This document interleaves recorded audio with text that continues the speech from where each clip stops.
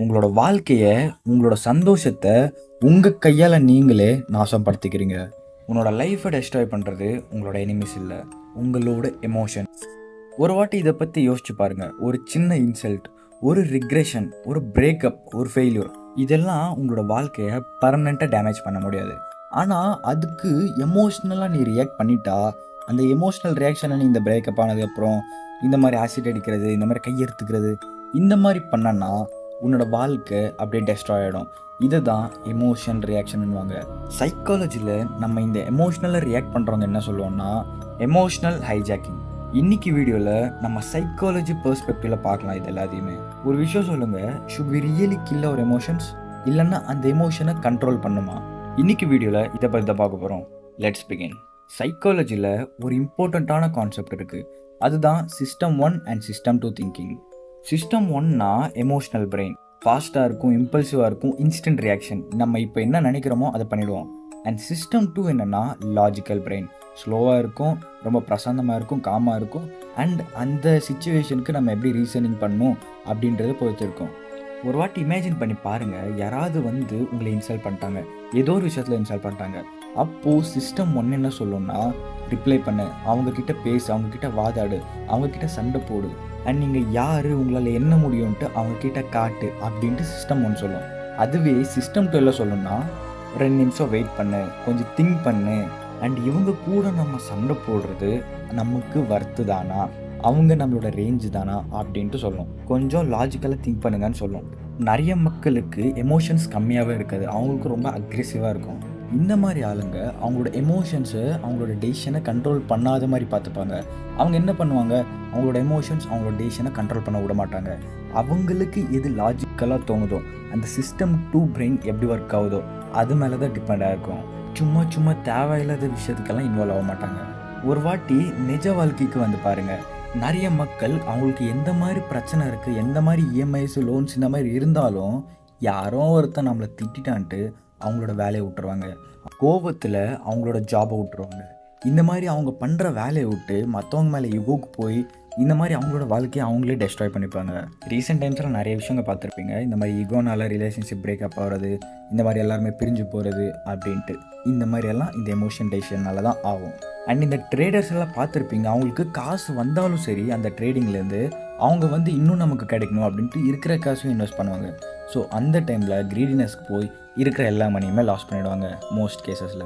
நீங்கள் எடுக்கிற ஒரே ஒரு எமோஷ்னல் டெசிஷன் உங்களோட வாழ்க்கையோட ரொம்ப பிக்கஸ்ட் மிஸ்டேக்கை கூட முடியும்.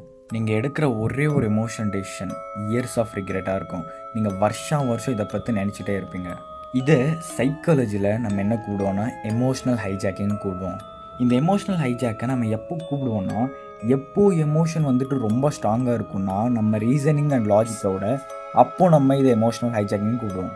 இந்த மாதிரி டைமில் இந்த லாஜிக்கல் பிரெயின் என்ன பண்ணுன்னா டோட்டலாக ஆஃப் ஆகிடும். இந்த ஷட் டவுன் ஆகும் பார்த்தீங்களா, ஃபோனெல்லாம் இந்த சுவிட்ச் ஆஃப் ஆகிற மாதிரி அதுவும் ஆஃப் ஆகிடும் அந்த டைமில். இதனால தான் நீங்கள் பார்த்துருப்பீங்க, நிறைய பேர் அவங்க பண்ண விஷயத்த நான் எப்படா பண்ணேன், இந்த மாதிரி எனக்கு இது எப்படி வந்துச்சுன்னே தெரில, என்ன பண்ணனே எனக்கு தெரில அப்படின்ட்டு சொல்லுவாங்க. ஏன்னா அந்த டைமில் அவங்களோட எமோஷன் ஹைஜாக்கிங் ஒர்க்கிங்கில் இருக்கும். இந்த மாதிரி நிறைய சொல்கிற டைமில் அவங்களோட எமோஷன்ஸ் டெம்பரவரியாக அவங்கள கண்ட்ரோல் எடுத்திருக்கும். அண்ட் இந்த விஷயத்த நிறைய பேர் தப்பாக புரிஞ்சுட்டு இருப்பாங்க. எமோஷ்னலாக கண்ட்ரோல் பண்ணுங்க அப்படின்னு சொன்னால் இந்த மாதிரி அல்லாதீங்க, உங்களோட வலியை அப்படியே பொறுத்துக்கோங்க, உங்களோட தலையை வெட்டினாலும் இங்கே அழாதீங்க, இந்த மாதிரி நான் என்ன சொல்ல வரேன்னா, வலி இருந்தாலும், ஃபியர் இருந்தாலும், சேட்னஸ் இருந்தாலும் டெசிஷன் லாஜிக்கலாக எடுக்கணும். எப்படின்னா, ஃபார் எக்ஸாம்பிள் சோல்ஜர்ஸ் இருப்பாங்க. இப்போது மிலிட்ரிக்கு போய் பாருங்கள், அவங்க ஏதாச்சும் ஒரு ஆப்ரேஷனுக்கு போகிறப்போ இல்லை ஏதாச்சும் ஒரு வார் நடக்கிறப்போ அவங்க சாவோன்னு தெரியும், அவங்களுக்கு பயம் இருக்கும், ஆனால் அதை காட்ட மாட்டாங்க. அவங்களோட பிரெயினை லாஜிக்கலாக யூஸ் பண்ணுவாங்க. அவங்க சாவரோன்னு தெரிஞ்சால் கூட பயப்படாமல் அவங்க வந்துட்டு மற்றவங்ககிட்ட சண்டை போடுவாங்க. அதுவே அவங்களுக்கு எமோஷன் இருந்துருந்துச்சுன்னா அவங்க பயந்துட்டு அவங்களோட ஒர்க்கை கரெக்டாக பண்ணாமல் இருந்திருப்பாங்க. இதே மாதிரி தான் டாக்டர்ஸ் கூட, அவங்க பயப்படுவாங்க, ஆனால் அந்த பயம் அவங்கள கண்ட்ரோல் பண்ண, அவங்கள ஓவர்டேக் பண்ண அவங்க விட மாட்டாங்க. இதை தான் நம்ம எமோஷ்னல் மாஸ்டரின்னு சொல்லுவோம். இங்கே ஒரு ஒளிஞ்சிருக்கிற ஹிடன் சைக்காலஜி ஒன்று இருக்குது தெரியுமா? அது என்னன்னா, நம்ம ரொம்ப எப்போ கஷ்டப்படுவோம்னா, நம்ம எப்போ ஏதாச்சும் ஒரு விஷயத்துக்கோ யாருக்காச்சும் நம்ம அட்டாச் ஆயிருந்தால் அந்த விஷயத்துக்கு தான் நம்ம ரொம்ப வலி அனுபவிப்போம். சைக்காலஜி என்ன சொல்லுதுன்னா, நீ எப்போ ஒரு பெர்சன் மேல டிபெண்ட் பண்றியோ, ஒரே ஒரு ரிசல்ட் மேல, அந்த பெர்சன் எப்படி நமக்கு ஆன்சர் பண்றாங்க, அவங்களோட ஒப்பீனியன் என்ன, ஃபார் எக்ஸாம்பிள் இப்போ அவங்க ஒரு மெசேஜ் போடலன்னா, உங்களோட நாள் முழுக்க ரொம்ப வருத்தமா இருக்கும். ஒரு மூட் ஆஃபா இருக்கும். ஏன்?